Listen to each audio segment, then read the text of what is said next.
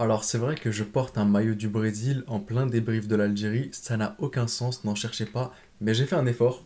Un maillot blanc et un maillot vert, les mêmes couleurs que vos maillots actuellement, donc il y avait un peu d'idée pour se rapprocher de l'Algérie quand même, même si bon, c'est un peu tiré par les cheveux, que je n'ai pas d'ailleurs. Mais, mais en tout cas l'Algérie continue sa série d'invincibilité de 30 matchs sans défaite. Et aussi une petite chose, c'est la quatrième fois en l'espace d'une seule semaine que je sors une vidéo relative un peu à l'Algérie.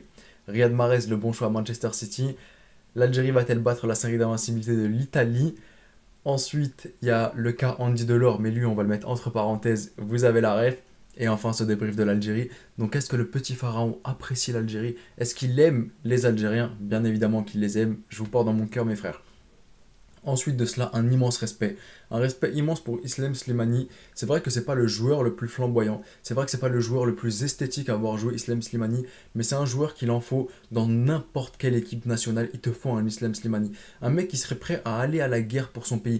Un mec comme lui qui a du cœur pour son pays et pour le maillot et pour tout le drapeau algérien et qui a un respect immense pour tout le peuple algérien et pour tous les supporters qui le gardent. Ça, c'est des personnes comme ça, il en faut dans notre équipe. Certes, vous avez des joueurs des plus esthétiques dans le monde, mais qui n'ont aucun respect pour leur pays. Mais un gars comme ça, c'est peut-être pas, comme je l'ai dit, le plus esthétique, mais il a un cœur et un amour pour son pays que je respecterai à vie.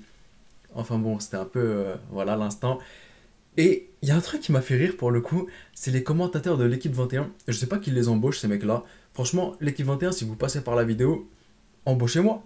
Faites un effort. Parce que le gars qui a dit le Niger devient une grande nation africaine lorsqu'elle affronte les grands, mais il avait quoi dans sa tête ce mec-là en pensant à ça?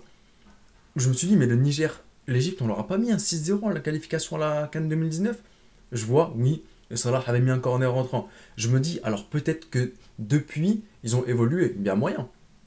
Je scrolle sur l'application, je vois 3-0 contre la Côte d'Ivoire, défaite. Défaite contre le Cameroun, défaite contre le Maroc, défaite contre la Tunisie, et à la fin du match, tu vois un score de tennis 6-1 de la part de l'Algérie.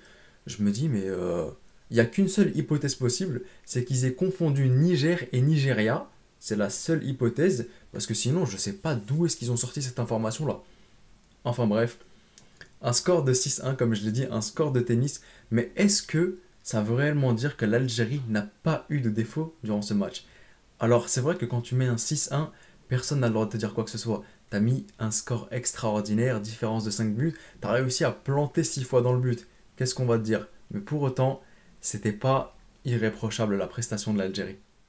Et première des choses, on va parler défensivement. Et défensivement, il y a eu trois changements par rapport au dernier match contre le Burkina Faso. T'avais plus Rami Besnibaïn et t'avais Mohamed Faris. T'avais plus Jamel Ben Lamri, t'avais Bedron. Et t'avais plus Mehdi Zefan, t'avais Youssef Attal. Youssef Attal, beaucoup étaient contents de voir son retour. Or, je pense qu'il n'était pas encore en condition physique pour pouvoir jouer un match en entier. Et ça s'est vu très très clairement. Énormément de débordements. Et en plus, quand tu as un joueur comme Youssef Attal et que l'une de tes qualités principales, c'est explosivité et ta vitesse, t'as pas le droit de te faire prendre de vitesse à certaines reprises, comme on l'a vu durant le match.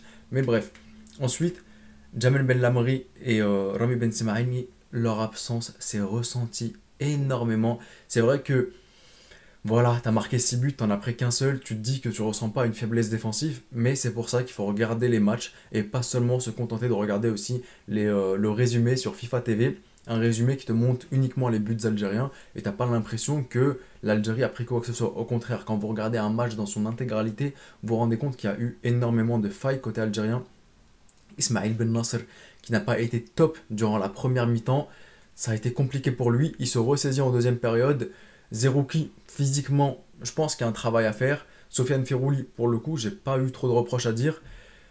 Bardet Bounjah, ça me fait de la peine parce que c'est un joueur que j'apprécie énormément, que j'aime énormément.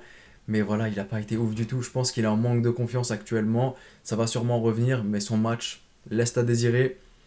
Saïd Ben Rahma, Jamel Belmadi l'a mis à la place de Youssef El Belayli pour ce match en tant que titulaire. Et tu te rends compte de l'impact et de l'importance de Youssef Belayli en tant que titulaire. Et tu sais finalement qui est le titulaire indiscutable de cette équipe. Ben Rahma, on lui a laissé la chance et pour autant, il n'a pas été aussi flamboyant. Statistiquement, c'est pas ouf. C'est vrai qu'il est impliqué sur 2 buts, qu'il en est à l'origine. Mais finalement, il n'arrive pas à planter le pauvre. Il a un peu du mal. Donc voilà. Et enfin, le grand joueur de ce match, très clairement, Riyad Mahrez. Que ce soit en première mi-temps ou en seconde mi-temps, le mec a été impeccable. C'est vrai qu'on peut lui reprocher parfois de trop conserver le ballon, de le perdre parfois, mais pour le coup, le mec techniquement, il est supérieur à la moyenne, il est largement supérieur. Il te débloque des situations à lui tout seul. Face à 2 ou 3 joueurs, tu te dis, Alhamdoulilah qu'on a un gars comme ça dans l'équipe. Sinon, des fois, tu pourrais pas passer, tu resterais bloqué. C'est pour ça, un respect immense et grand top pour Riyad Mahrez sur ce match. Ensuite, j'ai envie de m'intéresser aussi au but qu'a pris l'Algérie. Un but qui pour certains est hors jeu. Alors pour le coup, j'ai coupé l'image, je me fais des arrêts sur image, et au moment où le joueur touche la balle pour faire la passe, pour moi, il n'y a pas hors jeu. Après avoir sur l'angle de vue, c'est vrai que Aïssa Mendy essaye d'avancer pour mettre en position de hors-jeu, mais moi, j'ai pas vraiment senti qu'il y avait de hors-jeu à revoir selon l'angle de vue. Et ensuite, Raïs Mbolhi, je sais pas, il a été comment. Les jambes, voilà, il aurait un peu dû les fermer quand même pour pas prendre un petit pont comme ça. Et l'origine du but, j'ai envie de vous dire, est-ce que c'est Bedren qui en est à l'origine pour une mauvaise passe ou est-ce que c'est plutôt le terrain? Parce que j'ai remarqué qu'il y a quand même eu énormément de faux rebonds sur ce terrain et la passe, elle a l'air un peu freinée par le terrain, j'ai envie de vous dire. Donc je remets plus la faute sur le terrain que sur Bedren, sur ce but qu'a pris l'Algérie. Mais bon, voilà, donc ça pose aussi un problème, le terrain. Quand tu joues à Blida et que tu es en Algérie, un pays aussi grand en Afrique, et de toute façon Belmadi, Mahrez et Slimani l'ont dit à la fin du match, un terrain comme ça c'est inacceptable dans un aussi grand pays que l'Algérie. Mais bref, on va pas s'attarder sur l'arbitrage, les terrains, c'est des trucs qui m'intéressent vraiment pas du tout. Mais voilà, c'était juste pour le dire.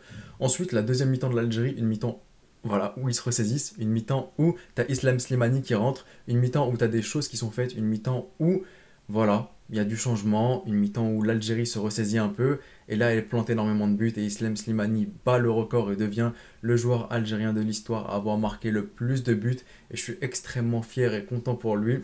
Donc voilà, un match qui dans l'ensemble est plutôt bon pour l'Algérie, un match où Belmadi a voulu faire jouer d'autres joueurs, parce que voilà, c'est dans ces petits matchs-là que, entre guillemets petits matchs bien sûr, où tu peux faire émerger de nouvelles pépites, où tu peux leur donner quelques petites minutes de jeu. Amoura aussi exceptionnel, ça à dire, voilà un jeune, une vraie pépite aussi en devenir, donc voilà un peu plus de temps de jeu, et deviendra très très bon. Belaïli, son entrée aussi en jeu qui a fracassé le Niger. Donc c'est pour ça que voilà, je dis.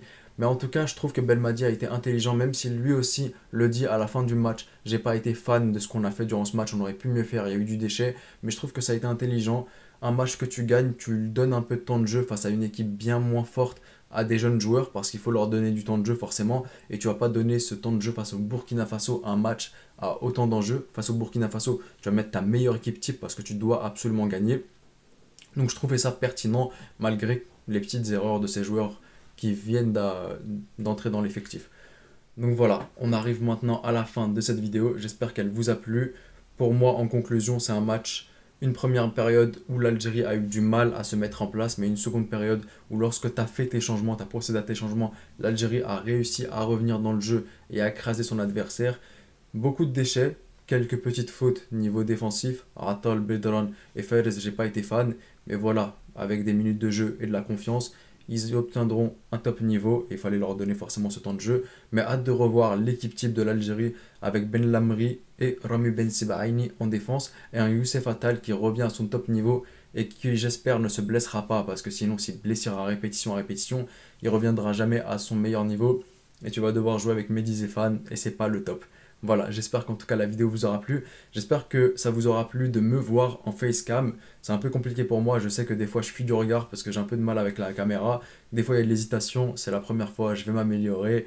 En tout cas j'espère que, comme je l'ai dit, ça vous a plu. Si vous n'êtes pas encore abonné, faites-le, ça me soutient énormément. Vous êtes nombreux à regarder les vidéos, mais à ne pas être abonné. Donc ça me ferait super plaisir et je vous dis... Arrivederci.